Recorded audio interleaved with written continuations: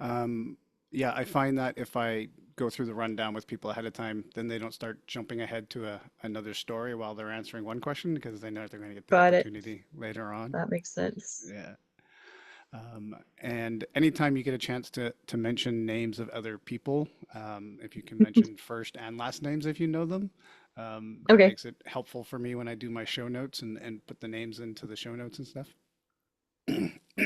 So I thought at first after the introduction, we'd talk a little bit about Ironman World Championships. Just your thoughts on how it's going there with the new two race format.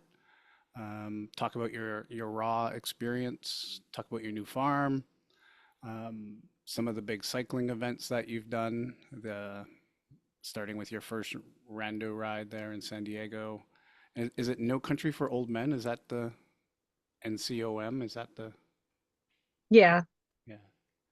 Um, is But there that's an other? old one. I mean, That's I it. think like Okay. the well, we can talk about anything. Oh, well, no, that's But the fine. thing about with PBP and the Randoneering was like that the San Diego ride was really it's like I learned so much getting ready for PBP that when I did PBP, I was like, meh. Yeah. And so that's kind of interesting. I think that was kind of the outcome for me was like, eh, it was Yeah. okay, but everything, the growth that happened in Leading to it. process of that, Yeah. and that's kind of the even the thing with NOCOM was kind of the like going into an uncharted territory. So yeah, Right. I'm happy to talk about that. Okay. And then I was just going to say, talk about any of the other rides that you've done because it was hard for me to understand what the order of them was. So maybe we'll start with San Diego and then you can just add in some of the other races that you did and we'll get up to PBP that way. And and then I thought it would be good to talk about your taking on your fears and escape from Alcatraz and the Rocky Raccoon a little bit. Then get into the Ultraman races, of course. Um, then start coming back into the personal stuff with the way you've dealt with your addictions over the years, and how this is going to kind of lead up to you getting to the book. Um, and then we can talk a little bit about the book as well. And then, um, what do I got here? I do have a piece to kind of talk about your coaches because you've had so many of them. So maybe we'll talk about that at the end, and we'll see if that works. I can edit that back in at other points, or if it flows well enough to kind of stay at the end, or if you want to bring any of them up along the way as being influential at that point in your time, just go right ahead and do that as well. Does that sound okay for a little bit of an outline for you? Are we going to hit on the stuff that you want? Yeah, it sounds amazing. How much time do you have? I've got as much time as you have. Well, we're not going to talk for 3 hours, but I could. We're not going to do that. Yeah, So I'll do my best to yeah. to Well, to tell this Rick, important Rick, Rick points. Kent took me for about 3 hours. Oh gosh. Okay. Well, there is editing. There is editing, yes. Yeah. Okay. Yeah, I guess like the thing. Well, you'll hear when I say it, but I don't have huge opinions on the world Yeah. championships and Oh, stuff yeah, like yeah, that. yeah. But No, it's just yeah, as someone who lives there, I'd want to get some opinions on that side, you know. that makes sense. Yeah. Yeah. Okay. Um, let's go then. Today's guest is a farmer, a coach, and an addiction expert due to life experiences. She is a six-time Ultraman racer, as well as an experienced crew member and race assistant. She has a history of rondoneering, which includes Paris-Brest-Paris, and the first female finisher in history of the Maui 300K ride. All of this and soon to be published author. Joining me from the big island of Hawaii, it's Ingrid Hillhouse. Welcome. Oh my gosh. Thank you, Larry. That was an amazing introduction. I'm excited to be here today. Thanks for that. You are welcome, and I'm excited to have you here today. Um, of course, we've had the opportunity to meet in Penticton at some of the races that you've done there. But really, we got to know each other, I guess, more in 2013 when Lucy was doing the Ultraman World Championships, and we got the crew for her there. Do you have any memories back of doing that race with Lucy? Absolutely. Yes, yes. And you know, eh, that's the ultimate bonding experience. One of the ultimate bonding experiences with another ultra person is crewing and sharing in that race experience. So yeah, both the memories of the race and what Lucy went through in the race. That year was, the weather was outrageous, as it often is here on the Big Island. So to see her overcome everything that she did, to see her capacity to keep going, her resilience, the strength, the determination, and then to be with you and the crew in the capacity of supporting that and, encouraging and allowing all the emotions and everything to flow through was just, I mean, it's what makes these events so special, the Ultraman, but what makes them so special and so different. And the crewing experience, like I said, is one that you don't forget. Yeah, absolutely.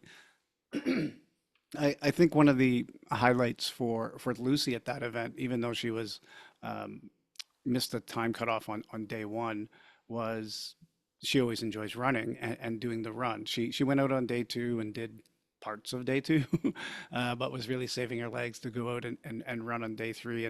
And she really enjoyed that run. And I think for her, the highlight was the fact that Grayson, our son, joined her on that run and was running with her because he was still Oh my fairly gosh, young at the yes. time. Yes, that's right. Huge. Yeah. Um, so how are things on the Big Island today? We got a sunny day, we got another rainy day. What do we got? It's beautiful today. Yeah, we've Yeah. been having some interesting weather, a couple of really gray days, which is unusual. And I live right down by sea level in Kona, so it's really mostly sunny down here. Mm. So yeah, it's nice to have a lovely clear blue skies, warm temperatures. Just it's great to be back. I was in Texas for a while and I'm back here and it's awesome. Mm. And when did you move there permanently? How long ago? I moved in 2016, so it's 2016. just had my 8-year anniversary. Kona-versary. Oh, okay. As a resident of Kona now for 8 years, I would like to get your perspective on the Ironman World Championships and how that's gone with going to two locations. You know, they say that one of the reasons for the change is stated that it was the impact on residents with the large number of people that were coming in as the races grew bigger. So I'm wondering, as someone who lives there, is that something that you feel like when they split it up, did that achieve the desired result, or is it still maybe a little too overwhelming for people that aren't involved in triathlon? I guess it's probably your perspective as a person who's involved, and then maybe some of your neighbors that aren't. Tell us a little bit about how you think that went. Oh yeah, sure. The year before the change, when we actually had two back-to-back races on a Thursday and a Saturday here in Kona with the men and the women all here, was too much. It really, really was too much. And I sensed it from the community and I sensed it from the race organization and I sensed it from just being able to deliver the highest quality events to everybody on those 2 days. But really, the community was overwhelmed. I mean, if you think about trying to have 2,500 participants on one day, 2,500 participants on another day, those 5,000 participants, all their families, all the people, I mean, people were stringing themselves out all the way from Kona to Hawaii, looking for places to stay, looking for accommodations. Things were flying off the store shelves. There was kind of a scarcity. I mean, it's like it was chaos. And Mm, and I think in the community, people fed on that energy a lot of times. So there are the people that will raise the voices and be like, it's too much. And then people kind of jump on the train and it just kind of feeds that energy.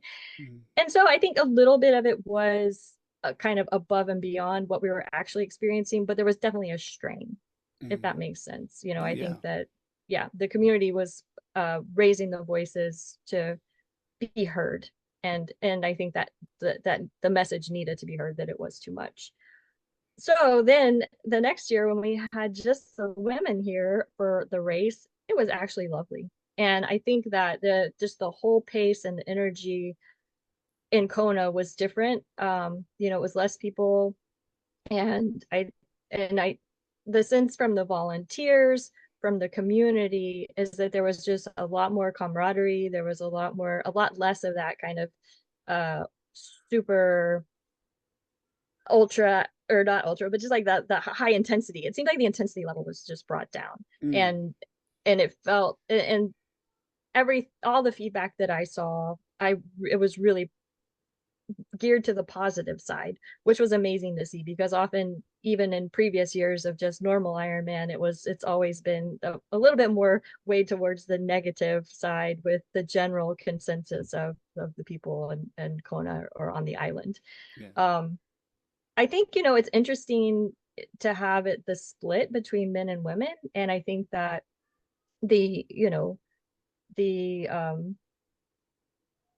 the will of the participant to come to the race in Kona. Like, I think everybody, there's still an opinion around Kona is where the Ironman World Championship is. Like, it is the World Championship here. Hmm. So the Nice race and the Kona race and all that, I'm not really going to comment to that, but because I think that there was also really positive feedback on the Nice race and the challenge of the course and the men's race and all that. So it's going to be really interesting. I'm going to be, really keeping my eye out to get a feel of the pulse of the community on when the men come, Hmm. and how that feels compared to how the race was last year.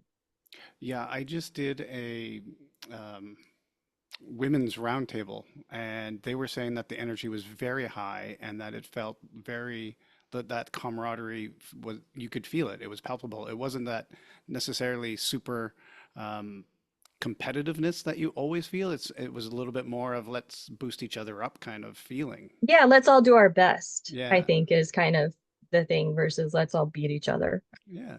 down. What sort of involvement have you had with the race since you've been living there?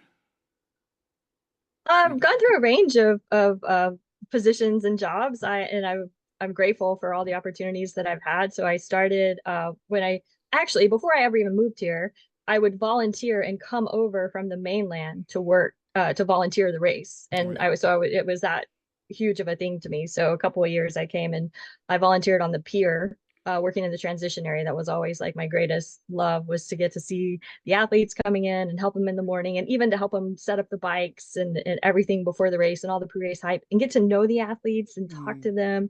So that was a lot of fun.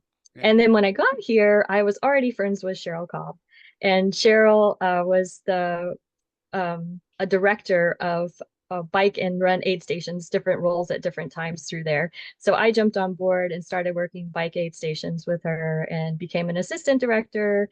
We kind of rolled through races with the World Championship and also Honu, the half Ironman here, and we worked together on those until I think I became a director. We split up some responsibilities. The bike aid stations and the run aid stations were separated, and we came back together. And ultimately, I decided it wasn't my happiest, most joyful area of responsibility. And I have moved back to volunteering more kind of just on my own, and have gone back to the pier, the transition area, and Yeah. also the finish line, which was the other place that I would always volunteer before.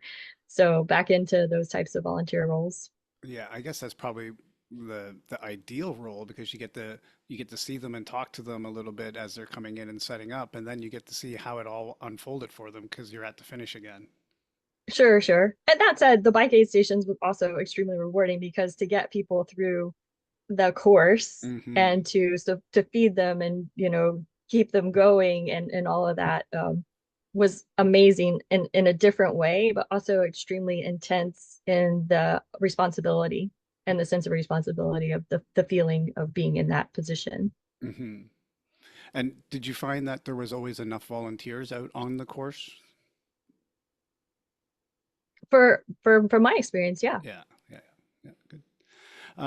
As we're recording this, you're not too long back from being at Raw this year, the race across That's the right. West. Yes.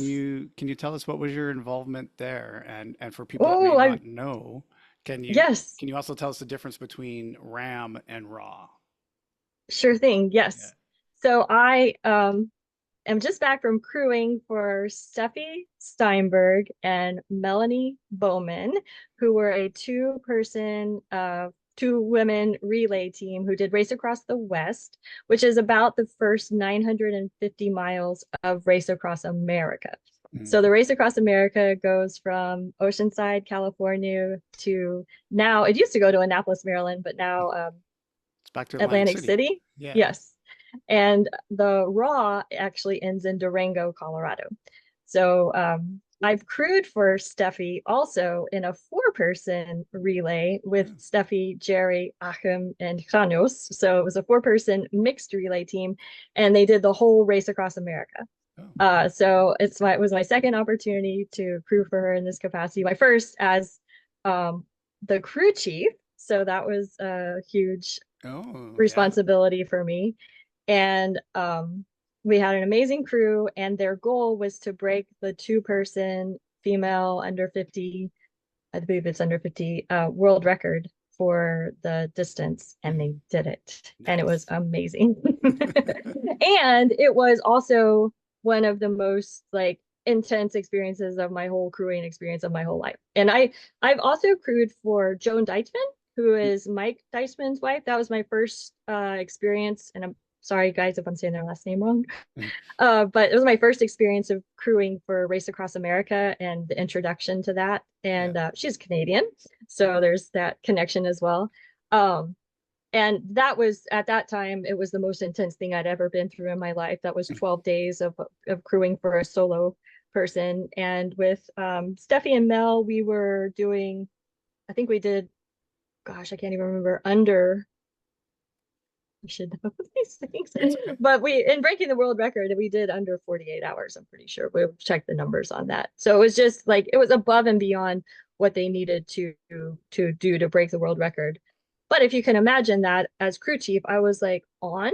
Yeah. It felt like the whole time they were on Hmm. because of that level of responsibility. And so I'm grateful we had myself, two others, actually professional triathlete Ginger Powell was on our team. Then local here from Hawaii, Carolyn Craig was on the team, and Jerry Steinberg was on the team, and then Achim Bineman was the other on the team. So I'm grateful we had that many people to support the team at the same time. Hmm.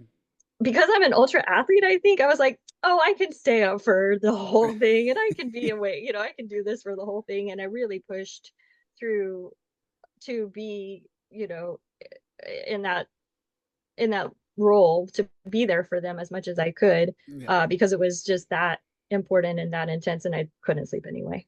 But at the end of the day, it was just to see their commitment to pushing themselves to the limit in pursuit of their goal, of their dream, was like nothing I ever witnessed before. And I've seen a Mm. lot of amazing, inspirational performances and people that have overcome a lot of challenges. But what they went through, both of them individually and as a team, was just incredible.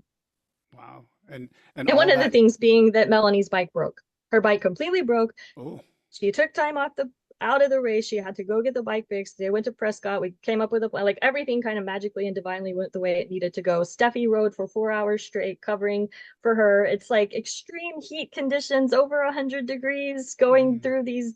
I mean, this was not an unprecedented heat year, but one of the hottest or hotter Hmm. years out there. So to see what Steffi did, what Melanie did, how the crew came together, how everything was managed, how we covered, how we got through that and recovered from it and then continued, it was just, I mean, that was just like one of several types of overcoming the challenges that were, again, just, the commitment to never give up Hmm. and to keep going no matter what, never stop. Yeah. That's what made the difference. And for you, it's coming up with that plan. It's developing it. It's getting everybody to execute and hopefully lead them through that execution of it as well. That's amazing. That would be so much fun. That's the kind of thing that I enjoy. Like, okay, we got a Yeah. major problem now. How do we? Yeah. Yeah. Yeah. What would be a normal shift for each one of them as they're doing the relay? How many hours or how did they decide to divide that up? They had a couple of strategies. I think going in, we were in I want to say we were looking at an hour on, an hour off. And we originally were planning to have only one crew, so we are going to have to get each person in and out of the same car all the time. And logistically, that it's a challenge to make that many exchanges. Hmm. And then we were going to shift to a 3 hours on, 3 hours off at night, because the in the race across America, race across the West, you do a direct leapfrog, excuse me, during the day, leapfrog support during the day, Hmm. and at night you have to do direct follow, and you have to keep the athletes in your headlights. Yeah. And so on those exchanges, it requires stopping on those exchanges. So we wanted to minimize those exchanges. Right. And in the end, I think we had to do some on the fly kind of changes in that strategy as the weather dictated, as their own their need for recovery might have been changing. Right. I mean, basically the heat at the beginning was just really hard to overcome. So maybe that resulted in shorter shifts. Mm. And then also with mechanical problems and things like that down the line, we shift and do what needs to be done. So, Yeah. but Oh, generally that was the original plan, the strategy. oh, excellent. Um, and how is it that you come to know these people in Raw? You've got a connection to one or two or all of them? What's the ultra family connection that goes on there? The connection was Steffi came to Hawaii and did Ultraman Hawaii, I believe in 2016 or Okay. 2017. And I met her when she was here. And I was working in the race organization with Cheryl again, co-assistant race director or assistant to Cheryl were some of the various roles that I had over time. And so seeing Steffi here the year she won it outright again was so impressive that we had that connection. And then Mm. because I'm in Hawaii, when she and Jerry would come to Hawaii, we would reconnect if they came for Ironman. But also over time, I started pursuing more ultra cycling. So I was shifting from ultra triathlon to ultra cycling, and I connected with Jerry and Steffi to be my cycling coaches. Oh, So for right before I got into my first longer distance stuff, Jerry was coaching me more on preparing for that. But that was also when COVID hit. And so I was like, mm. well, I don't even know if my races are going to happen. So I'm not really going to stick with this coaching thing, but thank you. And let's keep in touch. And then down the line, after they continue to do inspirational things and I continue to get bigger goals. And when it was ready to do PBP, I reach out to Steffi to coach me in doing what would be my longest ride ever for my ultra cycling. Mm, yeah. Well, yeah, I do want to get into some of these cycling events that you've done as well. So maybe this is a good chance to do that. Um, People listening to the podcast, they're always looking for things to add to their bucket list, and you seem to have quite a range of them that you've done now over the years. And I think it started out in San Diego for you, where you started kind of your randonneuring experience. Is that correct? Yeah, so the shift to randonneuring definitely that. Well, I guess let me just back up a little bit. I started doing ultra long distance cycling with, as kind of we talked about, that No Country for Old Men. And Mm, No Country for Old Men was in Texas. It was a 383 miler. It was the first time I was attempting that distance. wow. And it was a crewed ultra cycling event. So I started like doing the ultra man with a crew. I was doing ultra cycling with a crew, and that was Okay. kind of a natural progression. In that event, I heard about a race called, or not a race, an event called Paris-Brest-Paris Hmm. from one of my crew members. And it was solo self-supported riding, 1,200 kilometers through day and night, all by yourself. And that sounded like, that's not for me for sure. Like I like riding behind the headlights of a car and Yeah. being safe at night and having, support and not have to carry all my stuff and having people to talk to in my headset and this works for me right now. That PvP thing, I don't think that solo self-supported is probably not for me. And then fast fast forward to my relationship with Steffi and Jerry, Yeah. and they were hosting training camps in Lanzarote. So I went to Lanzarote. I love Lanzarote. I raced there in 2015. And so when they had a training camp there, I was like, yeah, I want to go. I want to go back. So I went there and I met Franz. Franz was an amazing German cyclist who was telling these romantic and beautiful stories about Paris-Brest-Paris and riding through the French countryside when the villages were lit with lanterns at night and the local people would come out with coffee and baguettes. And it was like just his stories and his love and his the way that I could see how much he enjoyed and appreciated it. And by now, my passion for cycling had grown into a way that it wasn't just about the miles anymore. It was really about my place of like comfort and reflection and just it was evolving that really like it planted the seed in my heart that I wanted to do it someday. And so kind of like got more curious about this solo self-supported riding. And then that's how I got into the San Diego thing because when I decided I wanted to do PBP, I learned it only happens every 4 years and it was coming up. And it was the first time that since COVID that it was going to be held. And that if I wanted to get a spot, I would need to probably pre-qualify for Hmm. an early registration because they do registrations kind of by seniority. So whoever has ridden the longest prior to the sign up opening gets first dibs at the slots. Oh, that's an interesting one. So Yeah. yeah, so if you've ridden a 1200K, registration opens first. And if you've ridden only a 600K, registration opens second. If you've Yeah. ridden only a 400K and so on, all the way down to 200K. So I didn't think I was going to be able to get trained up to do a 1200K, but I was like, but I think I could probably do a 600K before the last date of pre-qualification so I can for sure get a slot for that. Because when I decide to do things, I just like go all out. That's Right. part of my history. So yeah, so the last chance qualifier for PBP by the time I decided I wanted to do it was the San Diego Thrice Loop 600K Procrastinators Edition Randonneuring ride, which was a solo self-supported ride. And it was like the first thing I needed to do was get a proper bike for this randonneuring. So, it really everything just started fast once I decided to do it. Yeah. And then it was a huge learning curve. And so when you go over to San Diego, you jump in and you're ready to go there. Um, how does that first experience go of the self-supported ride for you in that? That's funny you say you jump in and you're ready to go. Well, let me back up a Your little bit. your mic's gone quiet on me. Oh, okay. Is it better? No. Uh, I can hear you. It's just gone a lot quieter. Okay.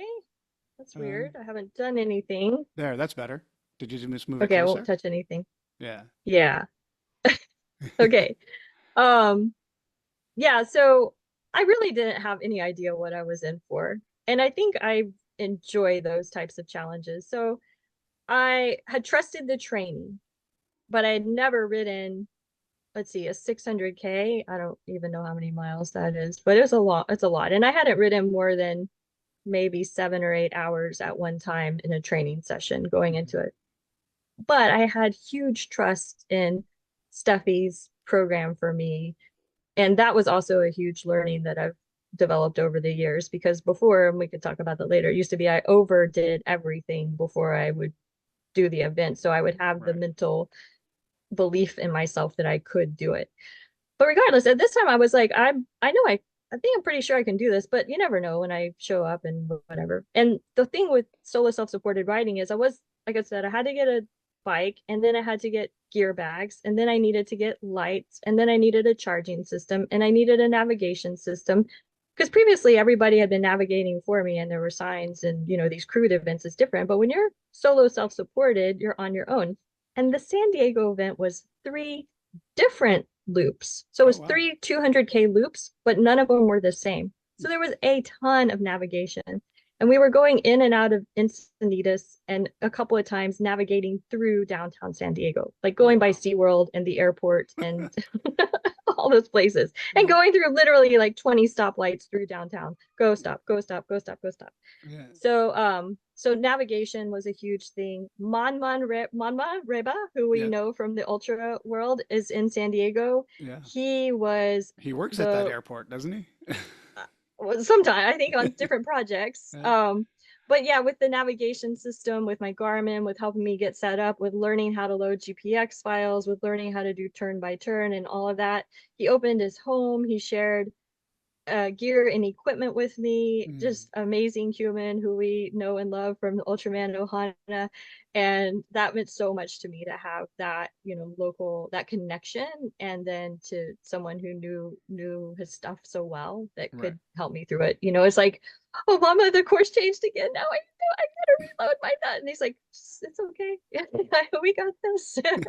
So by the night before, when the course changed again, I was able to load it all by myself. So Mm, it's things like that that I didn't really have any experience with, that were kind of down to the wire, new and different, that really didn't even have anything to do with the execution of the bicycling, the actual physical part. It was yeah. just all the other things that come along with solo self-supported cycling. And at that time, I didn't have my new wheel set, which my new wheel set had a hub that keeps the headlight going all the Yeah. time. So the generating hub for my headlight. So I was really worried about charging and batteries and having enough light through the night, being by myself. These events are not big. And Hmm. so we're talking about maybe 15 people start, and then maybe in this one, maybe like 3 people finish. Oh, But wow. I didn't know all that either at the time. But I figured I needed to know how to be completely self-sufficient on my own in the dark Yeah. in these things.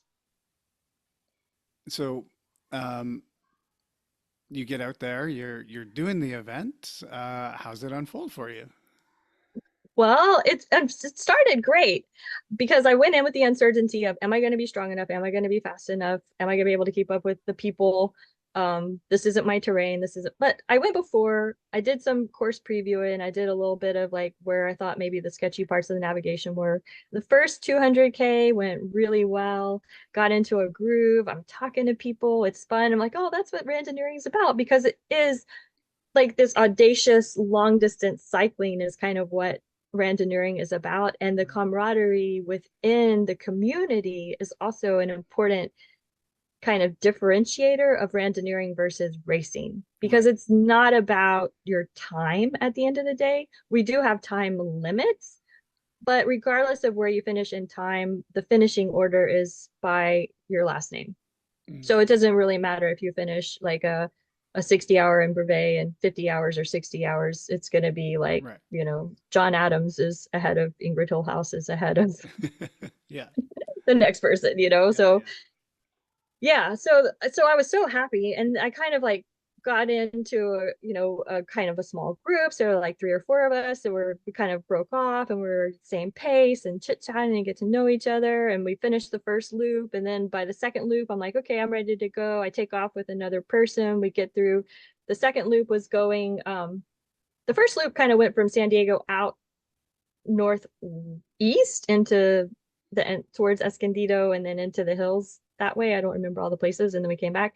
The second loop went from San Diego, from Encinitas, all the way to Irvine in Oh, yeah. like LA, and then Yep. back down. And then the third loop went south down to Coronado, like almost to Mexico, and back north. So that's kind of what it looked like. So the Right. second loop, it's like me and Larry. I'm friends with Larry, and we were riding, and it was just great. And I was so thankful to have somebody to cruise along with. Was help at the night time.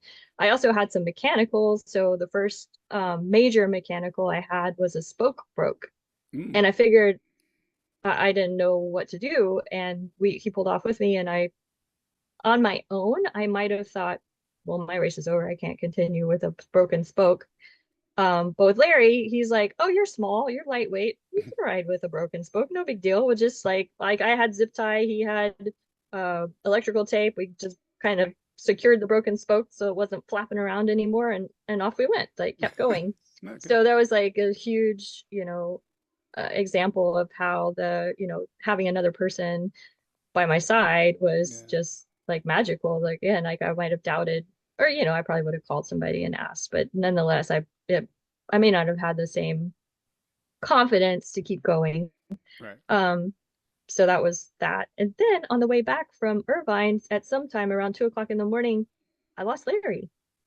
There was navigation, and we were doing turn by turns through Oceanside. So we were only, by this time, we were getting pretty close back to Encinitas, and I waited, and there were turns on the road that were like the scenic bike route of that area where it had arrows, and it's possible that you might follow those arrows instead of your navigation, just Mm. because by this time you're kind of getting delirious because you've Right. gone, 30 hours without sleeping or whatever it is. Um, so I waited, and then I was like, I kind of turned back and looked around, and I'm thinking, well, I'm hoping he's gonna pop out somewhere, but he never did. Mm. Um, so that was concerning. And I got back to the parking ride. So the each loop started and finished in the same area. And in that area, I was able to have my car staged with my bottles and nutrition and food and all that. So I took about a 3 hour break and waited for Larry, and he didn't come in. So Mm. I thought, well, maybe he got really tired after we got lost and took a nap. And he's somewhere safe, hopefully. I hadn't exchanged phone numbers with him, so I wasn't able to contact him in any way. So that was another huge lesson learned, like in these things, like get some contact information before you go out there. Yeah.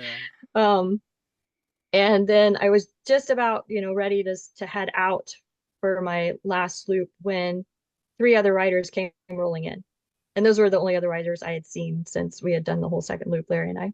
Mm. And they were like, "Are you going back out?" And I said, "Yeah." And they're like, "Oh, we can't go right now. We got to get some sleep." And I was like, "Well, I feel good. I'm going for it." So off I went. And that was my next lesson learned, was like, I thought I was confident enough and felt good enough that I could do it on my own. And what happened in that third loop was the complete breakdown of Oh. everything.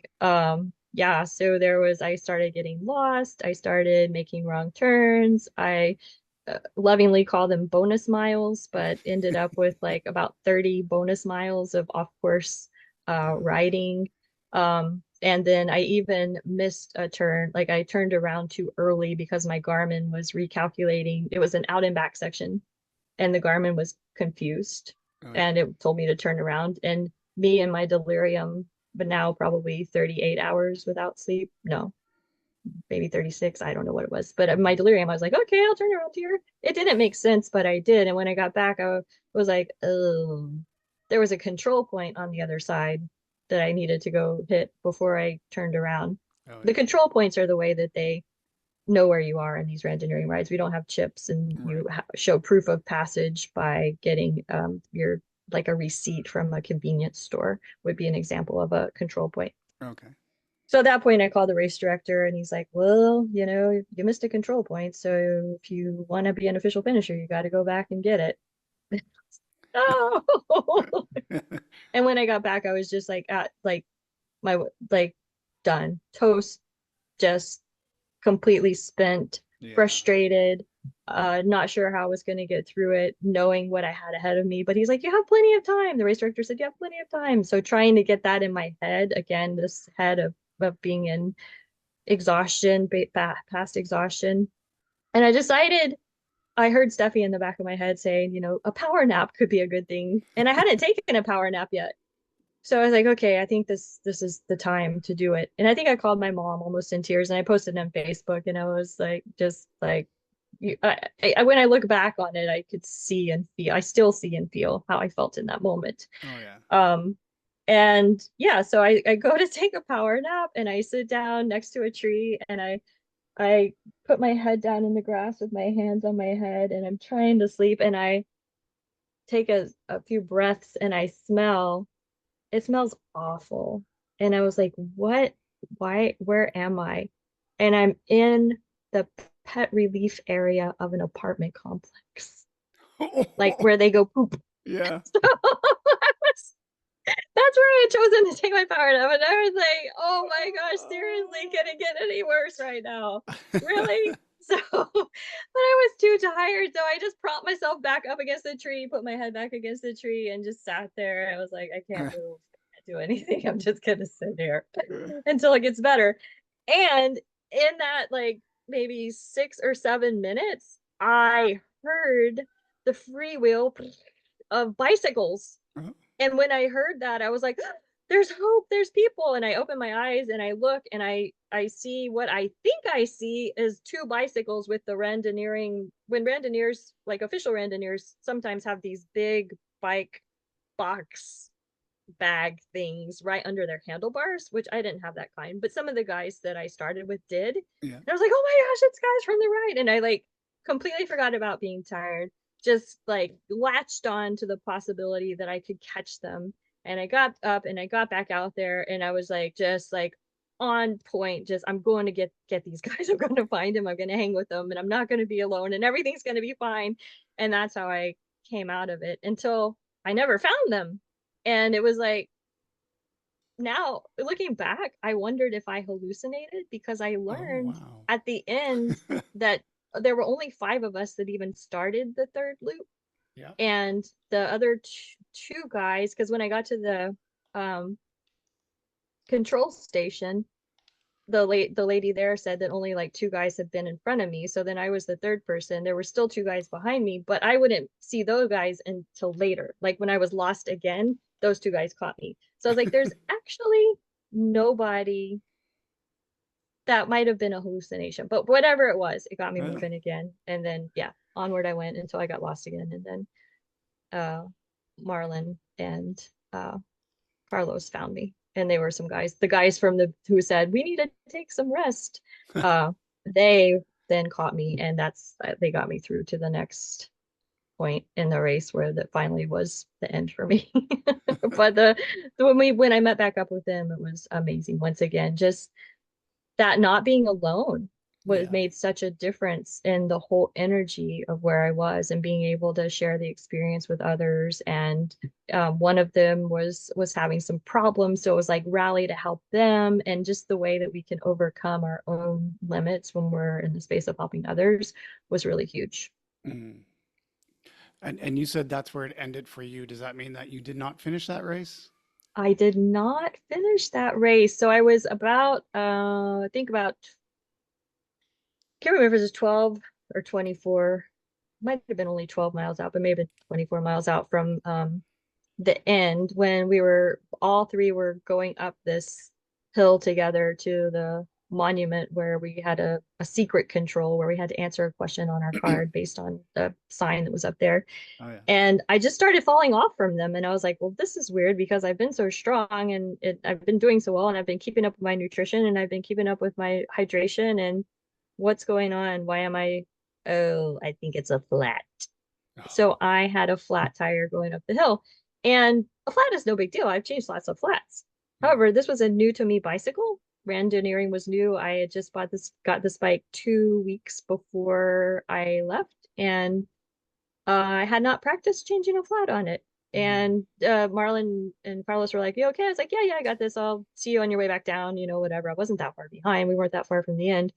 But it turns out that there was a few things. It was a through axle, which okay, no big deal. We can figure that out. It was really tight and I was really weak, and that's okay. I can power through that. But then I could not get the tire off the rim, which is like rookie mistake. Like, why can't you, sometimes the tires are just tight. And I'm like, I don't think it's my strength. I think there's really something off here.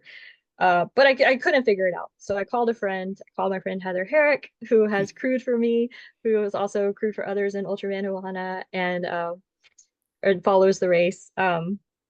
And her husband was a bike mechanic, and they had both had crewed for me before, and he was like, "Tell her to ride it flat." So I'm like, "Okay, you don't have that much further to go." So I was riding it flat, trying to descend, and then I was just like, no, this is not a good idea.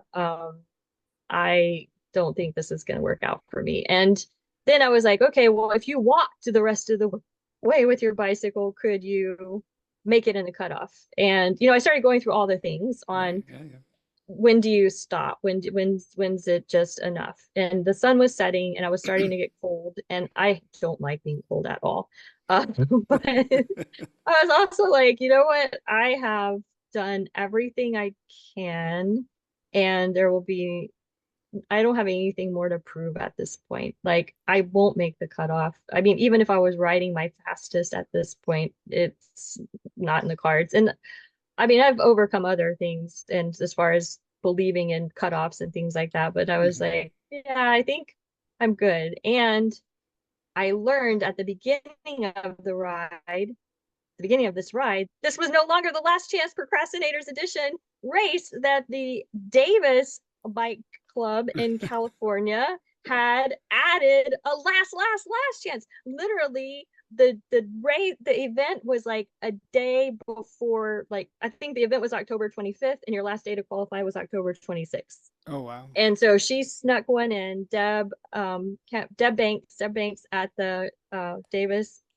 Bike Club snuck one in. And so I knew that there was one last chance. And there was also, I think, an Arizona ride got sneaked in.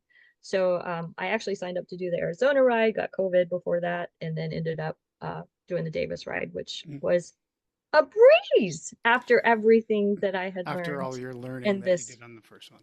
and this one. Yeah. Yeah. And that's kind of like that's a repeating cycle in my stories Mm. of how I've evolved as an ultra athlete as well, I think. Yeah.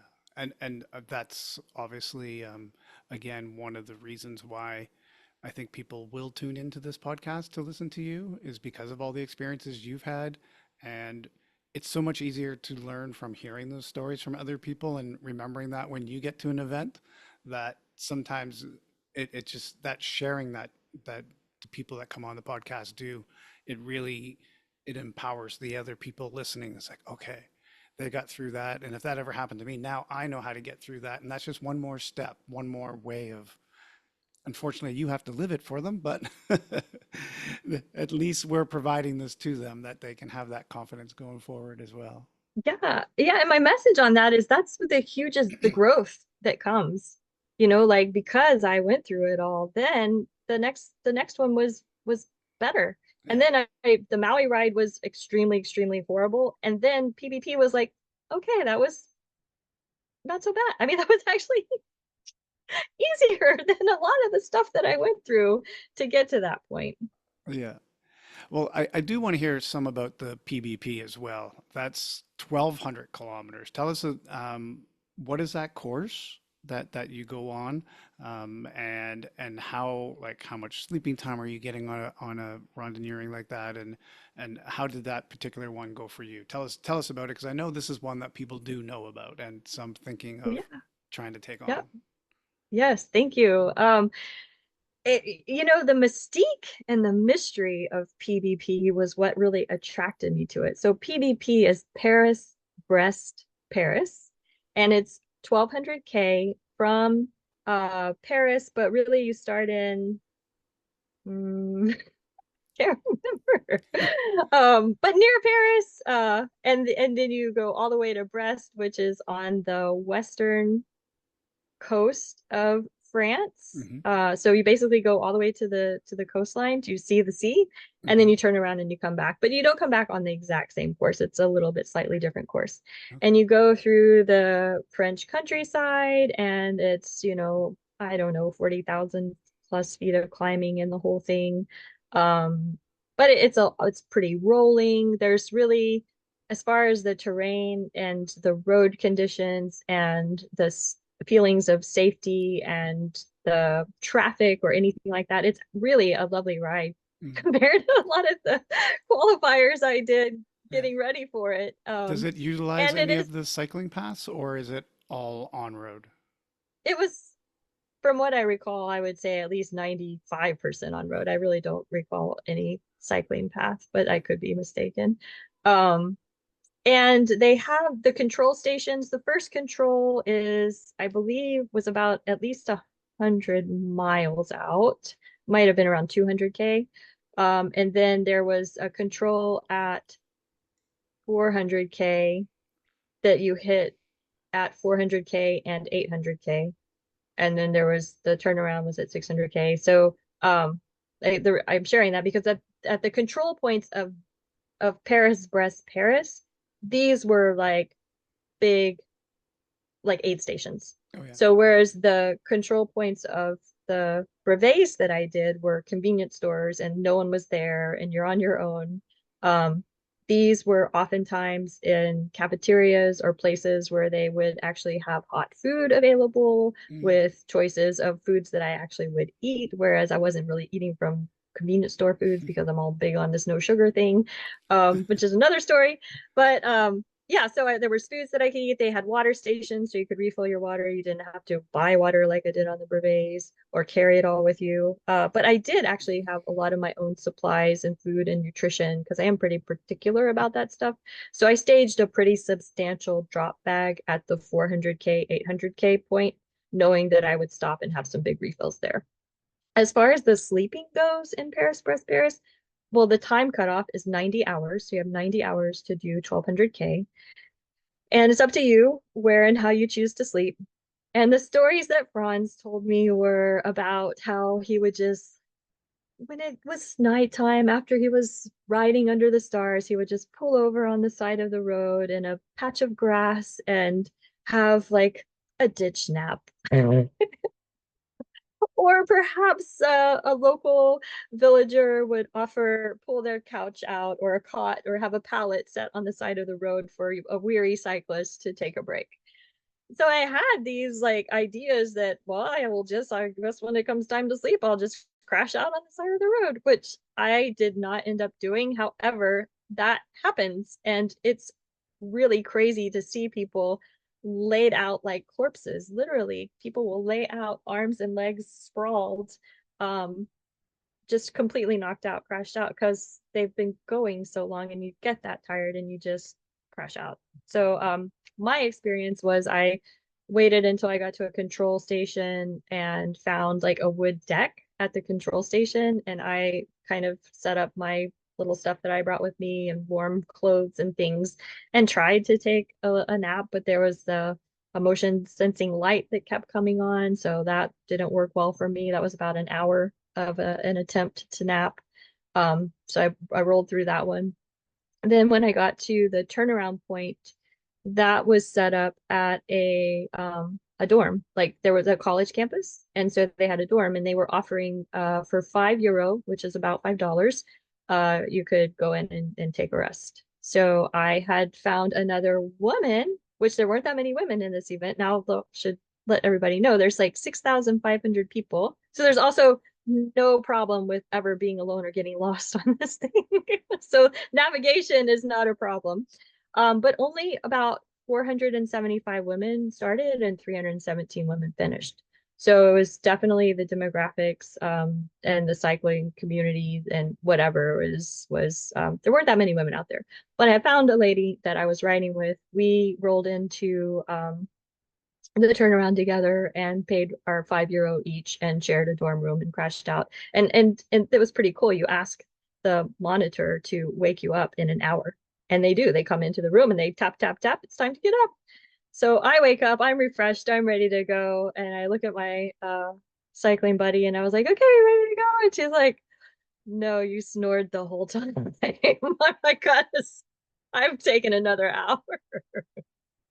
So I felt really bad for that. And she finished in the end also. So that was wonderful. I would see her later, but that was kind of a unique experience Oh yeah, that's when you're great. that tired. And then also at the 400K, 800K point, my mom had come from the mainland and was in Paris, so she staged herself there.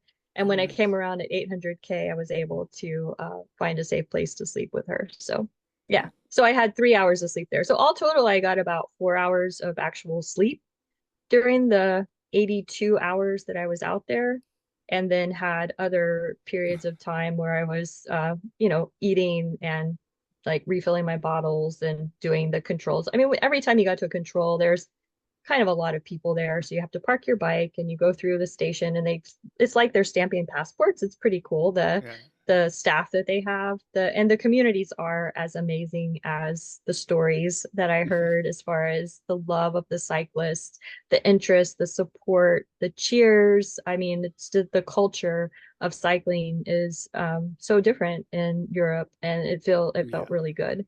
It felt really good there. It didn't I always feel so good on the course with my other cyclists. Like that was what in the end was really unsatisfying and unfulfilling to me was I felt really yeah, I felt a lot more competition and negative energy at the Oh, end than I really had hoped for. Than right. my experiences in the brevets had been. Like I felt like I made some good friends out there, and I really didn't feel that at the end of this one. Is it just because this one's too big, do you think? Oh, I don't know. I don't think that's it. I Culture? think I think culture. Yeah. Yeah. Yeah, at the very, very end, someone said another cyclist who I had been kind of going back and forth with, and I finished it in the dark at like 4 o'clock in the morning. And in the last 30 miles or so, people were falling asleep on their bikes. I could see the red taillights veering across the road. And Mm, so I made it a point to like race up and be like, "Hey, are you okay? Are you awake? Like, what's going on?" mm. And nobody would talk to me. No. And at first I thought it was language, but I had been talking to some other people throughout the ride at different times. And I think at that point people are just kind of maybe sometimes over it, and they're not they don't need a little cheery person coming up and like, "Hey, are you okay? Let's like maybe it's just like so mostly no response, and that was frustrating to me to the point that I was like, can you even talk at all? Like I don't know. Like Yeah. that was not good. And finally I did come up to someone. I was like, "Hey, are you okay? Are you asleep? Are you awake?" And uh the guy said "Sawadee ka." The "Sawadee ka" is a greeting in Thai, like "Sawadee ka." It's a like a hello. Mm, And I was like, "What?" And he said "Sawadee ka." And I said "Sawadee ka." And he's like, and then it was like a moment of connection with another person, and in the space of darkness, in the space of trying to get through to the final miles. And I think like what I kind of translated into was like some people they're just, the energy is different in what it takes to get to the end. And mm. some people are open to maybe partnering and lifting up, and other people are stuck in being in their own struggle. Right. And I think that for me, like finding that moment of hope there, and then at the very, very end, I found one other person who he was going to finish in 76 hours. Like we stage start at different times, and yet he stayed with me.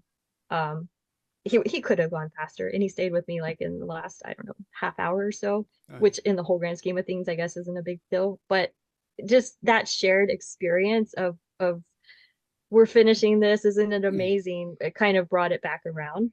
But the mm. last thing was a person I had been going back and forth with, and one of the ones that would never say anything.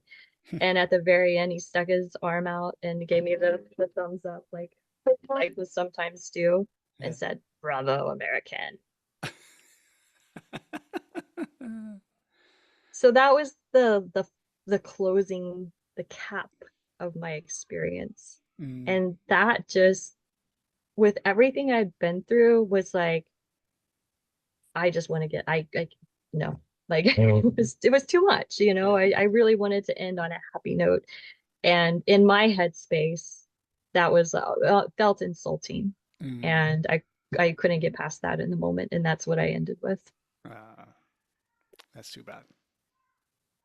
But still amazing. And my mom was at the finish line. And then we got to go to Paris the next day and have an amazing 12-hour adventure on the Red Bus tour before we went back to the mainland. 12 hours? Yeah. It was like just one day. That's all we had to do Paris. So we're like, we're gonna do it all. Uh, that's good. That's good. Um, One of the things that I learned about you reading through your pre-interview stuff is that a lot of the times you're willing to try and take on your weaknesses and focus on getting a little bit stronger. Like we've talked a lot about your cycling, and obviously that's something that you're very comfortable with. But there was a time where you wanted to work on your swim, the time you wanted to work on your run a bit more. So you took on a couple of races to do that. Can you tell us about why it is you think that you're able to be unlike a lot of successful athletes and check on the weakness and go for it? And then what were the events that you did and how did those ones come out for you? Sure, yeah. Great. That's an awesome question. And for context, I was not an athlete in my youth. Mm, So I feel like I didn't discover triathlon until I was in my 30s. And in high school, I was in band so that I could avoid being in athletics. Like marching band counted for PE, and that was good enough for me. So that was my As a starting PE point. teacher, I'm insulted. Sorry, Larry. Yeah, However, that was my reality. yeah. And it wasn't until, I was in college and I was like drinking and partying and started gaining weight that I was like, oh, I'm gonna have to exercise to like keep the weight off. And I did like some strength training and took some aerobics classes. So again, I'm not a runner. I'm not gifted. I wasn't gifted with like the talent or the desire to do swim, bike, or run as a kid. I didn't grow up in swimming lessons. All that stuff. Yeah. So, the idea that I even wanted to do cycling or triathlon kind of it came out of the blue. The fact the cycling thing was a friend of mine from work was doing the MS 150, and I was like, well, that sounds awesome. Like, I don't know why, it just sounded awesome, which is a 150-mile bike ride. So, okay, let's buy a bike so I can train for a 150-mile bike ride when I've never done that before and maybe haven't even ridden my bike since I was 12 years old. Oh yeah. So that's kind of how I jumped into it and found that I really like could do something big like that Yeah. by putting in some training and that I could get my body to perform in sports because that was uncharted territory. Yeah. And so that's why like whenever I started doing triathlons, yeah, we can eke out a 5K, I could eke out a 5K to do a sprint triathlon and I could eke out a pool swim. But actually at first I couldn't even eke out a pool swim. So when it first started, I trained in the swimming pool, signed up for a triathlon in the open water, had a panic attack in the open water and had to get rescued, like in an 800-meter swim, and was like, I'll never try this triathlon thing again. That Mm. was in 2003. And then a few years later, I had a friend who was a lifeguard said, hey, you were interested in triathlons. Weren't you? I said, yeah, but the swimming thing, well, I could never get over that. She was like, oh, well, I was a lifeguard and I'll help you swim and blah, blah, blah. And so we signed up for a triathlon together. She didn't help me. It was a triathlon with a pool swim. And I had a panic attack in the water and I got out of the pool after 50 meters. It's like, I can't do this. The water was like chest deep. And I was like, nope, I can't do this. And again, was like a triathlon thing.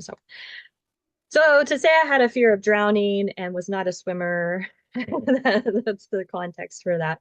Mm. But slowly I started to overcome it by um, finding a community of triathletes, going to train with people in the pool in the open water, having my friend Heather, who I already referenced later. That's where I first met Heather, and she was like the mama duck in the mud hole where we were swimming that Mm. would look after us and make sure that we all made it safely across the lake when we were doing our open water swims, and like started to get a little more confidence that I could swim. And when I decided to take on bigger races and swim open water, I think it was probably about the time that I decided I definitely wanted to do the Ultraman, Mm. which was after I did my first Ironman. I did my first Ironman in 2009. And after my first Ironman, I was like, I want to do the Ultraman. And so I'm gonna have to swim in like the ocean and it's gonna be big and scary. And what's the like scariest swim I can think of right now that I know of? Alcatraz. Mm. So I decided to do the Escape from Alcatraz triathlon so that I could really um, get over that fear of swimming in a scary, cold, dark ocean full of sharks. Yeah. So And that's one example.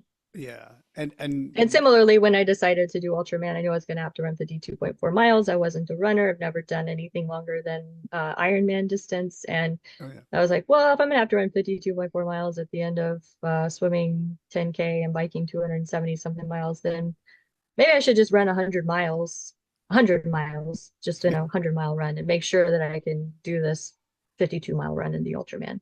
Right. And so that's why I went after the Rocky Raccoon. Well. And I did that. I think also these were like in 2010, 11. I did my first Ultraman in 2011. Mm. And that was Ultraman Canada. Right. Yeah. Well, let's jump into your Ultraman experience then, because you did come up when Steve Brown had Ultraman Canada, and he converted to 520K Canada. So you did the race with him three times. Is that correct? Yes. Yeah. And I then, oh, loved that race. I mean, that, like, why would I go back 3 times? But oh my gosh, the first experience was so amazing, so incredible. I'd never been to a place like Penticton, the beauty, the course, mhm, the whole idea of Ultraman, Aloha, Ohana, Kokua, it felt so good. mhm, And I was like, I want more of this. So I did it in 2011. And then that qualified me for Ultraman Hawaii in 2012, but I decided, but I need to do Canada again. mhm. So I did my second and third Ultramans were back to back Canada and Hawaii in Right. 2012. Yeah. And then And I came back in 2015 and that's when I did the Ultra 520 when it was rebranded that way. right. Because again, it was like it was a time in my racing that I needed a comeback. Like I needed that for my healing through other problems that I was going through in life. Hmm. And it was like, where's my favorite Ultraman? Oh, Canada. I'm gonna do that again. Sorry. You're froze just a little bit when you were The saying mic that. again. Yeah. No, no, you froze. Like Oh, your actual video froze, and it cut out. oh So, no. yeah. Um, maybe could you just say that last part again, where you wanted to go back to your favorite Ultraman in Canada? Right. So yeah, that was whenever I was going through life challenges and decided I needed an Ultraman on my schedule again to pull me out of a tough time. That's something I tend to do or Mm, have done. I chose to go back to Canada because it was my favorite Ultraman. It's where I felt the best. Just to have a special connection with the area, with I think the whole energy of the Penticton, the Okanagan Valley, and the desert and everything that it has to offer. mm. And you are one of the people who, when Steve Brown was rebranding to 520K, another Ohana member, Rick Kent, was trying to grow that as well. And he put on a 520 in Texas a couple of years, and you went and did that as well. What was the experience like in Texas with Rick? Yes. Well, let me tell you. So I signed up for that Ultra 520 Canada to do in 2015 for my comeback. Hmm. Before I knew Rick was doing the Texas race. Yeah. It was like I had just signed up for Canada, and Rick's like, "Oh, by the way, I think I'll start an Ultraman in Texas." And I was like, "Well, of course I have to do that, but I just signed up for Canada." And he's like, And you "Well, were living in you could do Texas at the both." And I'm time, like, is that?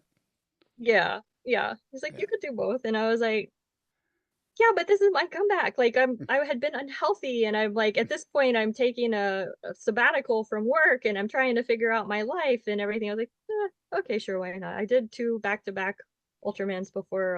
I'll go for it. So it wasn't really like I don't know. I kind of wanted to not do Canada, but I love Canada so much I couldn't not do it. And then of course I was going to do Texas. I'm from Texas. Yeah. And Rick, of course I'm going to support Rick. So, and of course I don't want to just help him. I want to do the race. So, I tried to jump in as much as I could and support in like preparing the course and everything, like getting the bike course especially kind of documented in a way that the athletes could do a preview and kind of see what it was going to be about. But that was a crazy, insane event. Like it Mhm. was beautiful setting in Texas. The swim I remember being fine. This was Marble Falls because then we also had one the next year out of Salado. So this was the Texas Marble Falls one. And yeah, it was beautiful area, but I think the bike course might have had I could be overstating this. Rick would probably correct me, but I'm going to say it had 72 cattle guards on it in Oh. 171 miles. And there was some sections of literal like washboard bumpy dirt roads, like more than just a mile or two. Right. So it was kind of uh it wasn't like the most pristine road conditions, but again it was an adventure. It was fun. Yeah. We had a small turnout at the same time. I think the athletes that came and did it, you know, got a lot out of it. And again, the camaraderie, the ohana, the what we feel and supporting each other through this is kind of what gets us through in the end. And then I can look back on it fondly. I just remember kind of getting ready for it, being pretty stressed out how um about that bike course being kind of not kind of unpleasant, and trying to look for, is there any other option? Is there anything we could do to make this better? And Right. no, and I'll write it. And you know what? It's not so horrible. Like it's writable for sure. And so we're gonna put it out there. Yeah. I'm sure Rick, being the cyclist that he is, probably was like, oh, kicking himself at that as well. I think I mean, in the end, it was just part of the adventure. Yeah, yeah. Um, not unlike many people who find their way into ultra sports. You had a bit of an addiction issue as a younger woman and found that ultra was a more positive way to channel your addictive tendencies, should we say. Um, and you've touched on this a little bit throughout our conversation already, but I do want to hear more about this from you. Can you tell us about your years prior to triathlon, like what your life was like? And I understand that at that time you were more of a workaholic and a people pleaser, that you were using alcohol and maybe other things to numb out your self-criticism. Um, what was going on? You were working as a petroleum engineer, I believe. Sounds like a good Texas job. Uh, You're right.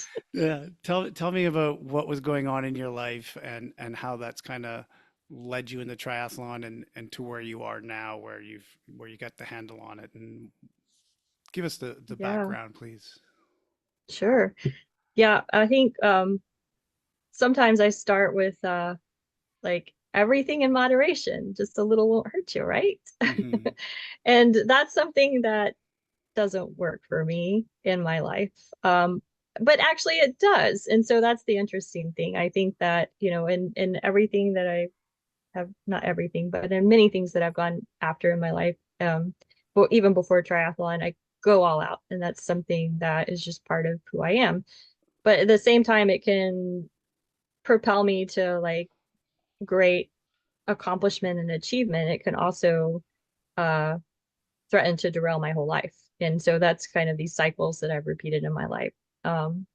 So whenever I was in high school, I was really, really smart and loved math and science. And I didn't know what I wanted to do when I went to college, but my uncle was an engineer. So I decided I would be an engineer. And I got a scholarship to study petroleum engineering.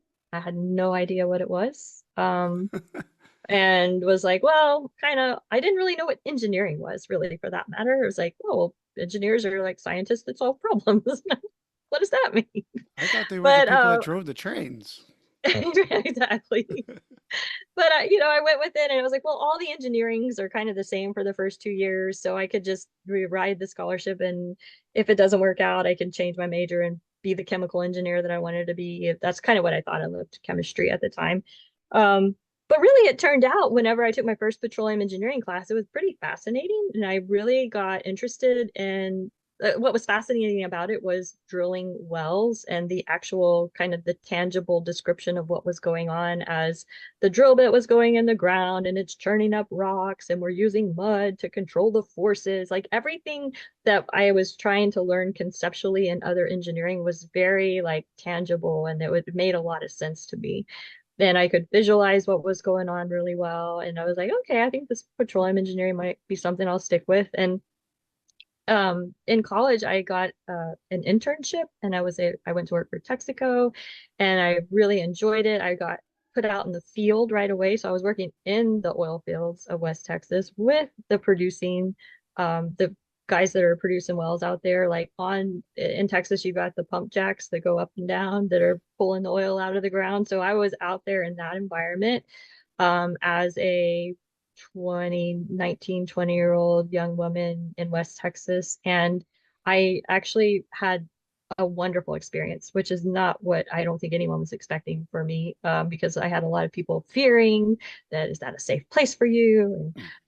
And what's it, all the just like a lot of like stereotypes about that environment just Yeah. did not turn out to be like that for me. And I think part of it was I'm a really hard worker, and I went out there open to learning and working hard. And the people I connected with, the guys that I was working with, saw that more as, wow, look at this amazing opportunity this young woman has. And wouldn't it be cool if my daughter, my niece, my granddaughter had an opportunity like this? And they embraced me more in that like kind of nurturing way. Hmm. And I think because I had such a good solid foundation, then my career was just like I just threw myself into my career.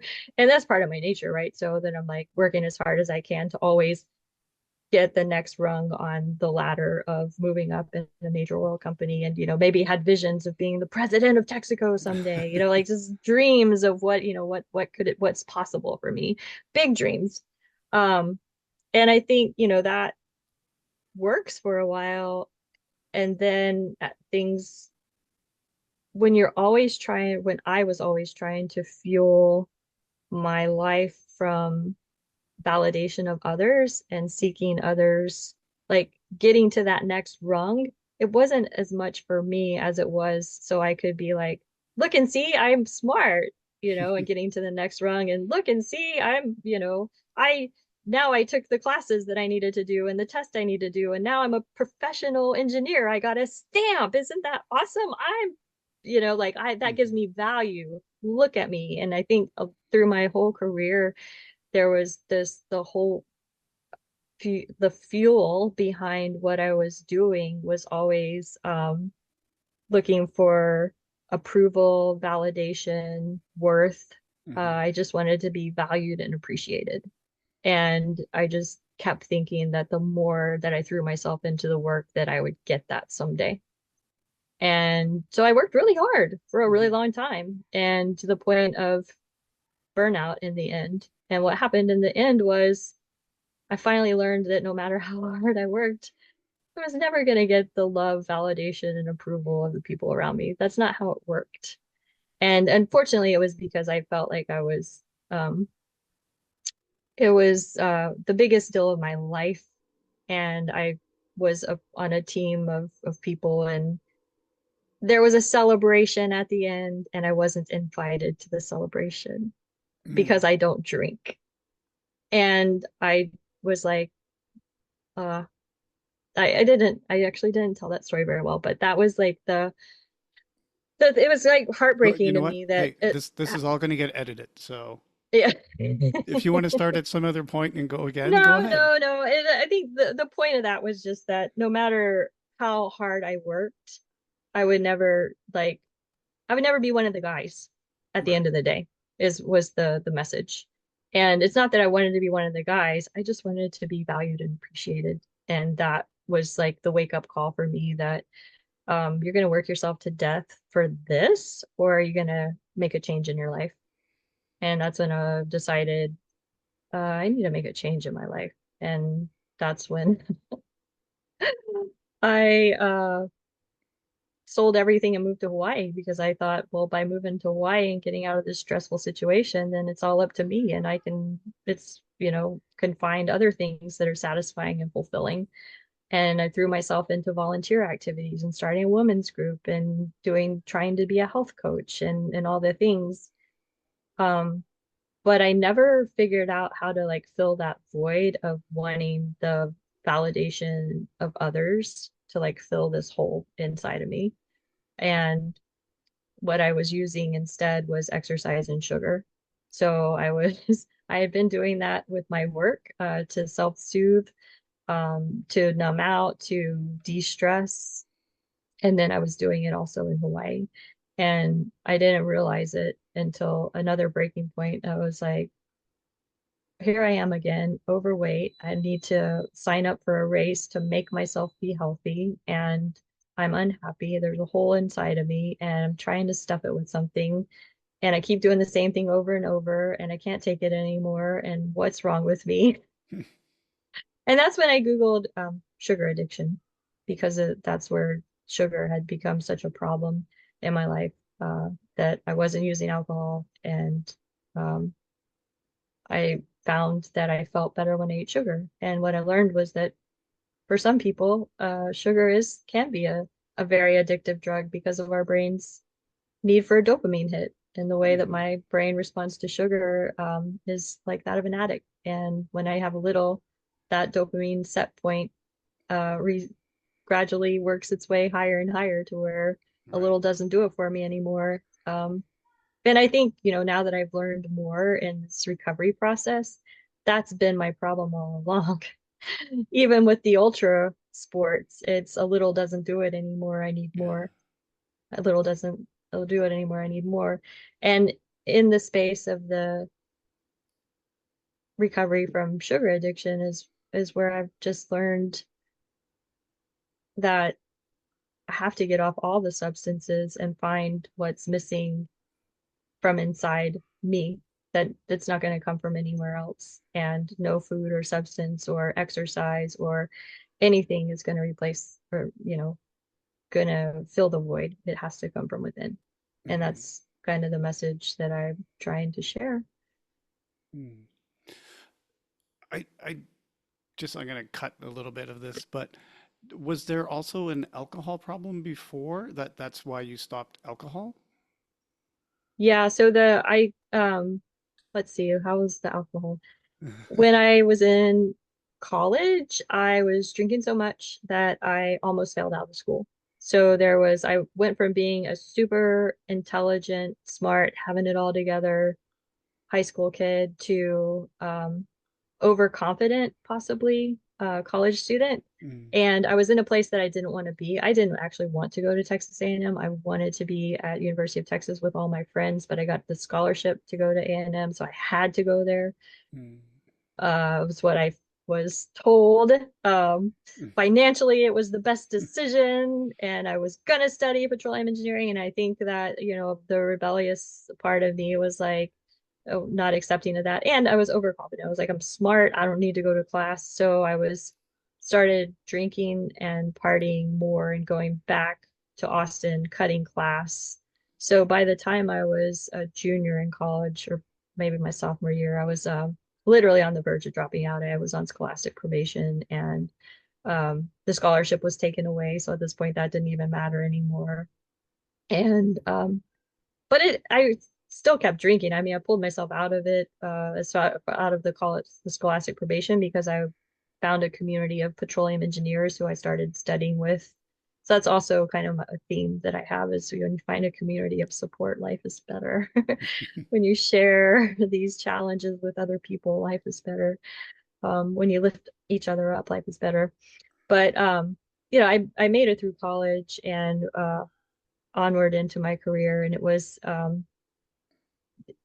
it's baffling how I could be so successful externally and internally be such a mess. And so uh, just um, functioning to do what I needed to do to get that approval that I was seeking at the time, but at the same time numbing so hard that that it was to the point of blacking out and oblivion, to the point that on the weekends, after a weekend bender, when I would try to get ready for work on Monday morning, my hands would be shaking when I would be trying to put on my makeup from the withdrawals from the alcohol that I had been drinking over the weekend. mm, So it was a big, big problem. And I had I guess what the turning point for me was, it was a Memorial or Labor Day weekend, holiday weekend, where I was out drinking the whole like 3 days and in a blackout state, was driving. And I woke up the next morning and had no memory of what happened, but then started getting flashes of pictures in my brain of what I thought happened. And I thought maybe there was blood, and I thought I hit a curb, and I thought maybe, did I hit something? Did I hit someone? Did I have a hit and run? Like my brain was just like the terror, the fear, the still being in the fog of probably still being drunk from the night mm, before was just horrible. And I ran out to my car to see if there was damage on my car, and my car was there and there was no damage. And I turn on the news to see if there's reports of a hit and run on the local news, because I'm terrified that I've done something, and there's nothing. I don't see anything. There's no sign of blood on my car. There's no sign of damage on my car. Mm. And I realize that I'm saved from that horrible nightmare, um, that nothing happened, that I was home safe. And that was my wake up call, Mm. that if I didn't stop drinking, I was going to kill myself or somebody, that my life was unmanageable, and that it was time to stop. Mm. And I had gone through phases before. Um, I had a DWI once. I spent a night in jail once. I had broken relationships. I had other warning signs, other red flags in my history Right. that were not the wake up call that I needed. And it wasn't until this one that I was like, okay, that's it. I have to stop and I need help. And oh, I found a community of support to help me get through that. What do you know? So that was, the recovery of that, of course, it's a long process, and there's a lot of healing that happens, and a lot of um, reflection and acceptance of self that people go through in recovery. And I think by going through that, I thought that I had taken care of a lot of the things that were missing or hurt inside of me. And it wasn't until, see, I stopped drinking in 2001 and I stopped sugaring in around 2021. So it would take another 20 years of Right. being in that space of trying to fill something that was missing, of not being able to be okay with myself, Mm. of trying to find something else to make me feel good, and healthier ways. I mean, I think that one important thing to share is that, yeah, I went from alcohol to work, which seems healthier than alcohol, and from work to sugar and exercise, which is definitely, these are healthier than drinking. Right. At the same time, it was still the same cycle, the same pattern, the same drivers Mm. and needs that were fueling those addictions. Yeah.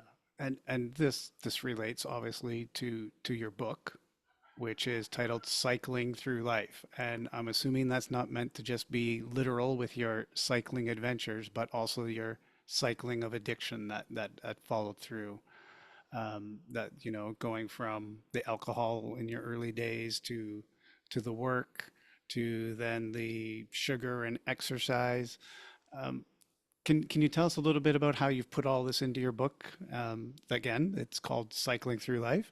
Tell us a little bit about what's in the book and how all of these stories you've been sharing are related to that. Yeah, thank you, Larry. It started with my cycling adventures, and really the driving force but behind why I'm doing it now was after I did PBP. People were like, you should write a book about all these things that you've done. And I've heard that at different times too. And when I started writing the story of PBP, it was like, well, it's so much more than just the cycling stories. It's my whole life. Like, how could I do PBP? How could I do all the things that I needed to do to even qualify for PBP? Well, it's like I have to tell the backstory of how I got to have the resilience and the determination and the perseverance and the things, and it came from the very beginning. So that's how the Hmm. book evolved into Cycling Through Life, and being it's a teaching memoir, and it is going back to starts in my childhood, when, guess what, we used sugar to feel good. We were given sugar for everything, like at the birthday parties. Oh, you feel bad? Here, have some sugar. Oh, you fell off your bike and busted your lip. Let's go get ice cream. Oh, mom and dad left you at grandma's. Well, let's have Sundays. Like, sugar was a huge part of my emotional regulation and support growing up. And I think that it is for a lot of people. Hmm. It's not uncommon. I think that with people with addiction, oftentimes, and in the sugar recovery community that I'm in, we have a lot of overlap with people who've gone from sugar as even babies. People had like Karo syrup or Dr. Pepper or Mountain Dew in their baby bottles. You know, these are the stories that I hear. This really happens. Yeah. So we're raised on it. It's in our system, and then we may turn to harder drugs if we need something more, like Hmm. those maybe third of us people who are really addicted to sugar kind of are. And we've gone through our cycles of alcohol, and we've gone through our cycles of other addictions. There's people with sex addiction, with shopping, with video games, with Hmm. you fill in the blank, with gambling, with any of these things. Like in this recovery community that I'm in now, it's we've all gone through these cycles. um, and it seemed, as I, in my recovery, as I see these patterns and I see that I'm not alone, it became important to me to then share my story, to get it out so that other people know that they're also not alone and not broken. Because in the sugar recovery, there's this whole community of people that are like, I've tried my whole life to diet this away and I can't do it. I can't stop. Like the complete frustration with I'm successful in other areas of my life and I can't stop eating the sugar, and sometimes eating the food. Like there's food addiction and sugar addiction and other things that are coupled with that. Hmm. And it's really easy to feel like there's got to be something wrong with me.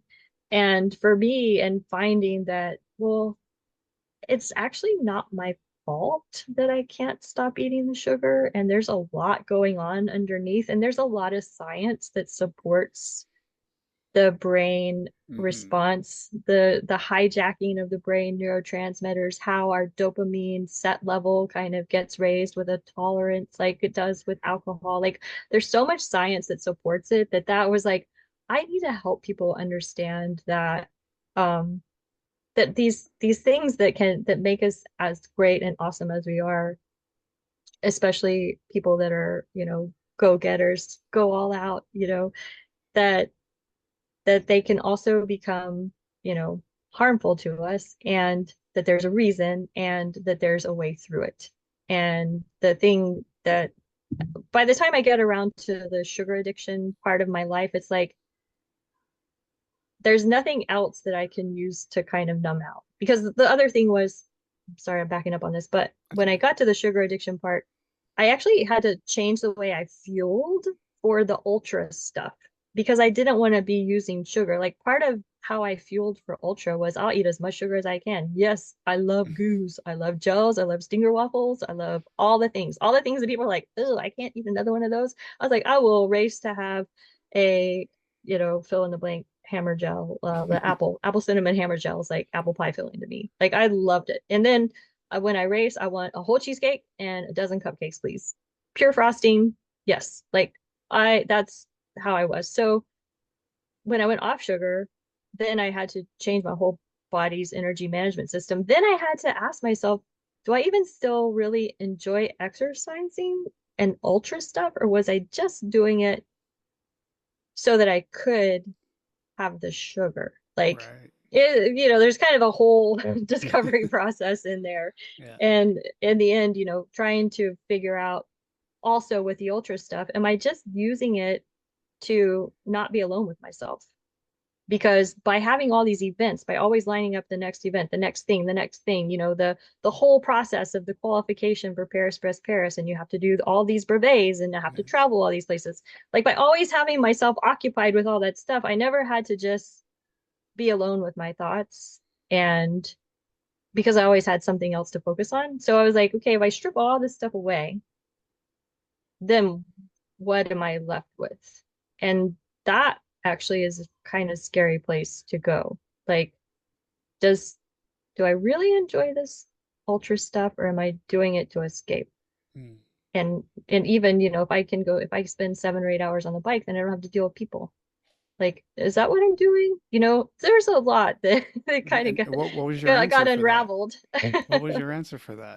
I think so. I think so. I think that it was an escapism.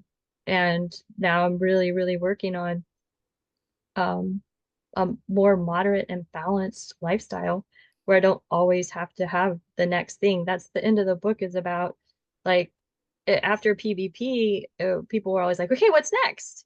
Because I just kept like Yes. the next bar, the next bar. And when I finished PvP and I was like, that didn't do it for me anymore. Like it wasn't the thing. It wasn't the fireworks in my heart. It wasn't like, okay, now you did that. Now what's next? Like Mm. I didn't have that feeling. Yeah. And that was the time for those. Like I was like, okay, it's time for me to really step back and figure out what is important. Where do I want to put my focus and my energy? And maybe my what's next isn't a race or something bigger, or now I want to do RAM or something like that. Like Yeah. that might be the logical thing. Yeah. Um, but maybe my what's next is something like having a balanced life and going on vacation. Oh, actually, what's next was I went on vacation and it wasn't a race. Yeah.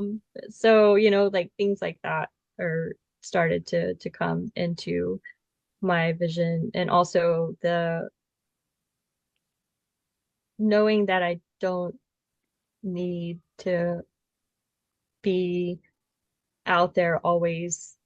I don't have to have the next medal or the next accomplishment or the next big thing to be loved and lovable, and to know that the love that I need is within.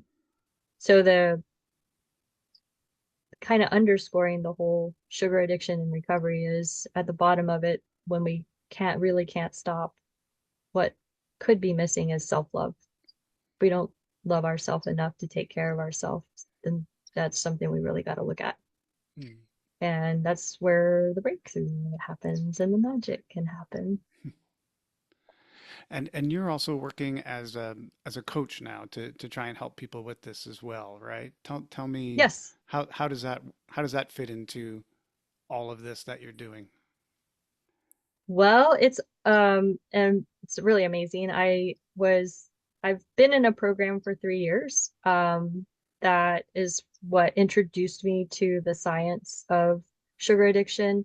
Mike Collins is the founder of the program. It used to be called just sugardetox.com. It's been evolving over time. I'm less engaged with that community, and I do the coaching on my own under Ultra Health House.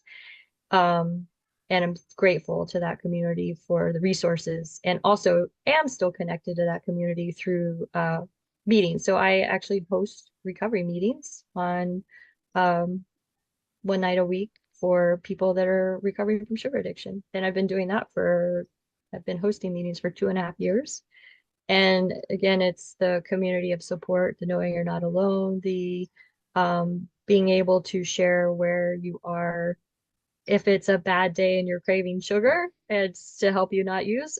Or if it's just a day that you're having a bad day and you just need somebody to listen. Like Mm. these meetings are for that emotional regulation and support through connection with a community of people who love and support you. And Yeah. that's been life changing, really. And so I have those meetings, and then I have my one-on-one coaching where I help people. And in the recovery process, it it starts with food, but that's just the beginning. Hmm. And in getting off the sugar, there's a specific detox formula to help you. And I think by coaching people through that, getting through stringing together some days of abstinence from sugar, starting to let the brain neurotransmitters recalibrate. Hmm. There's so much value in that. And then coaching through, okay, now that we're clear of sugar, now what do we do? What do we do with ourselves? What do we do with our emotions? How do we find healthier ways to regulate without turning to food or sugar? That's what I do in my coaching. Yeah. And the results that I've seen are people's lives change. Like my life changed. I was doing a job. Like I finally, since I was in Hawaii and I wasn't a successful health coach for as long as I was, I actually went back and got an engineering job here because Yeah. I was like, I've just kind of gave up on the dream. And after I got clear of sugar, I was like, no, I'm not giving up on my dream. My dream is to help people and be of service, and it's not to just be an engineer and have a job. Yeah. I want to really pursue this, and I'm passionate about it. And I this was important enough. Like this was life-changing enough and different enough that I was like, this message has to get out there into the world, Mm. that we're not alone, that there's nothing wrong or broken if you can't eat. There's so many people that can't stop eating sugar. Like Yeah. it's really, really a huge, huge problem. And people joke about it all the time. Oh yeah, I'm a sugar addict. And some people joke about it and they aren't. Right. And some people joke about it and they are. Not Mm, everybody is a sugar addict by any means, just like not everybody is an alcoholic. And mm, I acknowledge that and recognize that and appreciate that. But for the people that are really, really desperate and don't know what to do and don't know how to get over it and are willing to try something, like when you're at that point that you're willing to really do something different because you're so desperate, that's where I was, and that's who I try to help. mm.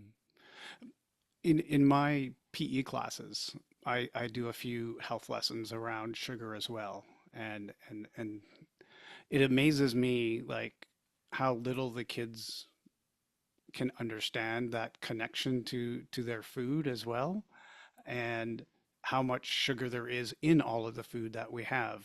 Like I have a couple of videos that talk about, the hidden sugars in food and things like that. How much of what you do is about education around the hidden sugars in food, and then what can people actually eat? Because it's in everything. Where do you get them to where you're like, okay, so you don't have this diet of, you know, one, two, and three because everything else has sugar. Like, what do you Yeah. do around that? Education is a huge component of what I do. And that's, I think, how I typically describe what I start with educating people as part of in this coaching process. It's a huge part. Hmm. And you're exactly right. Almost anything that comes in a package is going to have sugar added, especially in America. Hmm. And in Europe and other places, we're seeing more and more frequently that there's more regulations being put on certain sugar or certain, labeling and things like that make it a little easier for people to make healthy choices. But in our food system, it's kind of stacked against us in a lot of Hmm. ways.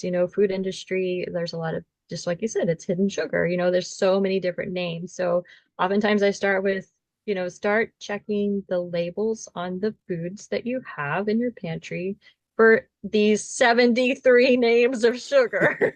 Yes. And people are like, what? And when you start to awaken to these are all the different ways that sugar can be hidden, even if you don't, see it flat out, it's not maybe not cane sugar or high Right. fructose corn syrup, but it's, maltodextrin is Multitose. Yeah. or even like sometimes in artificial flavors, like that's kind of a loaded one, like this kind of like catch-all that doesn't look so bad, but you see Right. artificial flavors, it's not necessarily written as sugar, but then if you look under the sugar you'll see like 3 grams of added sugar. Yeah. Oh, that's hidden in these artificial flavors, so Right. it's so sneaky. Yeah. And so education is huge. And then the other part of your question was, so what can you eat? Well, we start with eat whole real food. Hmm. Start with minimizing the amount of food you're eating out of boxes, bags, and cans. Yeah. Really, you know, load your plate with protein, vegetables, fruits, healthy fats, and the food plan for recovery that I offer is not about being keto. It's not about being vegan or vegetarian. It's not about any specific diet, or it's not about a diet. It's about healing. Hmm. It's about being healthy. It's about being satiated with the foods that you eat and learning not to use food for emotional regulation and support. So also in the coaching, I'm a big fan of eat 3 meals a day, no snacking, Hmm. because oftentimes snacking is an emotional event. It's not that we're hungry, it's there's Right. something else going on. For me, oftentimes it's I'm procrastinating, I'm bored, I don't want to do something else, so I'm going to go eat something instead. Um, and so that's one of, in addition to eat whole real food, it's eat 3 meals a day and learn to break the habit of snacking, Hmm. which is a radical idea for people that have been told eat, 5 or 6 mini meals a day and keep your metabolism going all day. Like it's, Yeah. like it's people So are, many but different I've been told philosophies. this and I've been told that. And I think, different things work for different people. And so my message is, learning how to eat for our health and eat for feeling best in our body and our mind. So the Hmm. other part of my education in addition to sugar in foods and, being aware of where hidden sugar is sneaking in, is sugar and the brain connection. And that's an important part of what helped me um, stick with this lifestyle was for so long. I mean, of course, sugar, can is not good for any of our metabolic dysfunction or, obesity, heart disease, and all the things, but also for brain health. And there is science that supports getting off of sugar to optimize our brain health. There is science. What really got me was when I listened to my first podcast about the survivors of Alzheimer's, Mm. people that are being cured or reversing cognitive decline after changing their lifestyle without, the medications that haven't been effective. Right. So how lifestyle factors affect our brain, which include diet, exercise, mental gain, Yeah, there's yeah, it's like a 12 prong approach, yeah, but underlying many of them is what we're eating and putting into our body. And that whole real food is going to support a healthy brain, yeah. and less sugar is supporting a healthy brain. And for the kids at school, how sugar affects their brains. Yeah. Oh, yeah. So even, educating, I do my best to point people to podcasts and things that are educational to help see that it's more than a weight issue, Hmm. uh, so much more than I need to lose a few pounds. And oftentimes my clients have gone are having other metabolic dysfunction that is causing them to be in a situation where they're willing to try some radically different things. And it doesn't have to be hard. It can be Yeah, easy and fun yeah, once we realize why, I think. And that's part of the education. yeah.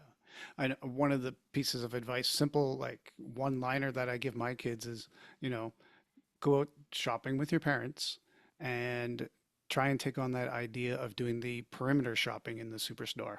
You know, stay out of the aisles. All the good stuff's on on the perimeter, and that's where you're talking about your Whole Foods and things like that.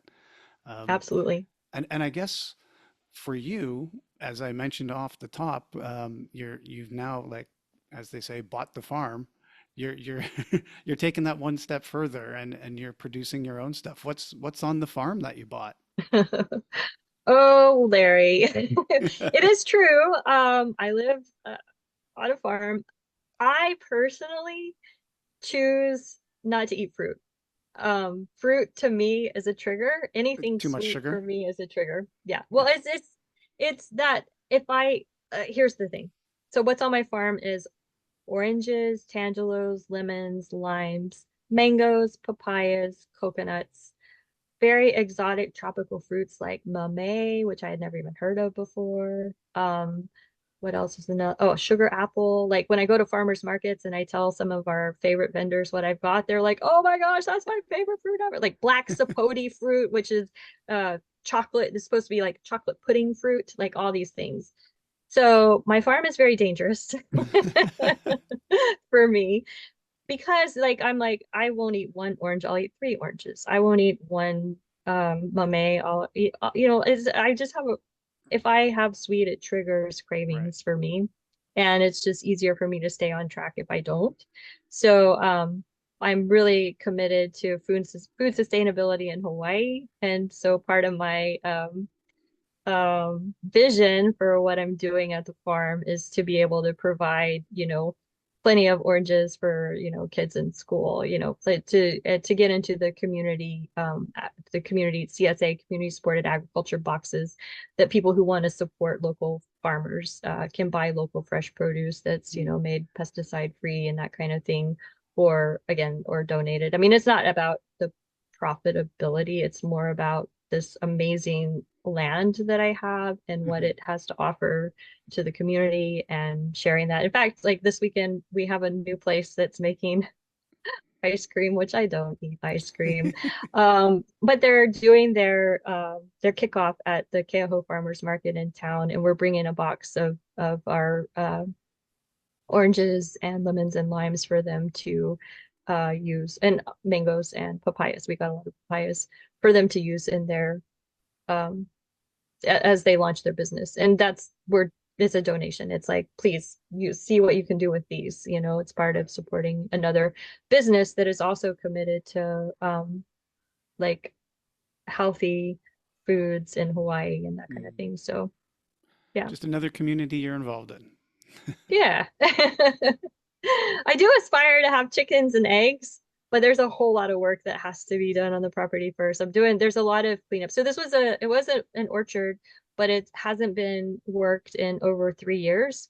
So Okay. the whole irrigation system is offline right now. The trees were all overgrown with vines and like all the fruit trees were overgrown with vines and invasive like species of trees and plants. And Mm. so it's a pretty It's going to big be a couple process years of to get it to where restoring you and want. Yeah. revitalizing. But that said, the trees are going off. They're still happy. And I love to go talk to them. So I talk to the trees and especially like the special ones that are the mameys were just are like such a special gift. So I've given that one some extra love. And moringa. Moringa is actually a superfood that I do use. It has a lot of beneficial antioxidants and micronutrients, and that's a tree. And people may have heard of moringa powder, moringa leaves. There's teas, and people often add it to their smoothies. But I Right. will take the leaves and add them to my eggs in the Okay. morning. So Soon to be farm fresh eggs. yeah. Well, this has been great talking to you. What about the book now? Do we know, tell us who's publishing it, when it's going to be coming out, that kind of thing, and I'll make sure to put some links in the show notes and stuff. Okay, thank you. I have a website, ingridhillhouse.com, that'll be tracking the book's progress. And I have it with Hasmark Publishing for targeting release for the end of this year. Okay. I'm also going down another path with Hay House Publishing that I'm very excited about and working that parallel path there. But with Hasmark, I see that coming out by the end of the year, and we'll be excited to keep everybody up to date through the website or, you know, different social media channels. My Excellent. Instagram, Ingrid Hillhouse Health, is also another good place to keep tabs on how that's going. But I'm super excited. Yeah, cycling through life. The subtitle is your roadmap for going all out, shifting gears, and how to not get run over. So Oh, that's that's excellent. yeah. Was that written by you? Yes. Oh, cool. Yeah, so I'll make sure I put your links to your website, your Instagram, and all that stuff in the show notes so people can check that out. Thank you for coming and having this discussion about all the cycles that have gone through your life and adding to the bucket list of adventures out there for people to take a look at. It's been great catching up with you again, and thanks so much for coming. Thank you, Larry. It's been awesome. I appreciate it. Awesome questions and thanks for the opportunity. Was there anything else that you wanted to talk about that we didn't get in there? No. Okay. Yeah, I think we got a lot to work with there. I think I'll go through and maybe reorder some of it. Okay. But other than that, yeah, we got lots of great content there. It'll be good. Thank you. Yeah. Wow. Awesome. So let me just take a look here. I have a new episode coming out next Friday, and then I think this was going to be the one after that. Yeah. So it'll be like mid-August. If everything goes well, I'm going to edit this up over the weekend and have it all ready to go before I leave on my vacation so that I'm not rushing to try and get this episode out when I get back. I'll send you some links that you can share with other people and put into your website and things like that as well. Okay. Yeah. So this farm, it sounds pretty cool. Yeah, it's 5 acres. And the thing was I had waited my whole time since I've been in Hawaii to actually buy a house. Hmm. I bought my condo and I was living in a condo and it's amazing and it was only a mile from the pier and it was perfect. Yeah. And I thought to live on land, which has been my dream since I moved here, I was going to have to move far away from town. And I'm only 3.5 miles. I'm 2.5 miles from my condo Oh, at nice. this in this location. So when I found the property and it's right up the street from Magic Sands Beach, like half a mile from Magic Sands Beach, I was like, this is it. It's time. Yeah. So it was magic and it happened fast. And I'm really, really happy and excited to be Yeah. here. And, the fact that it is a orchard and I'm not a fruity doesn't mean that I'll never be. Oh, there's Yeah. also yuzu. Yuzu was something I just found the other day. Just these unusual, and the original owners were Indian, like from India. And so Hmm. there's a lot of foods with like medicinal healing properties as well, like trees that are camphor, for example, like that's used to for healing wounds and Oh, kind of an antibacterial type thing. And yeah, just I think they planted very mindfully and it kind of has gotten lost. So mhm. really revitalizing and restoring what is here is has been a really fun discovery project. It's like, oh, what are we going to find today? What tree have we not identified yet? Yeah. It's a lot of fun. Is it just you working the farm? No, I have a partner. So I have Okay. a lover. So I have a my guy Donnie. Yeah. We've been I guess 2 years, and I bought a house and he bought a tractor. Yeah. Oh So yeah. it's a good partnership. Yeah. Great.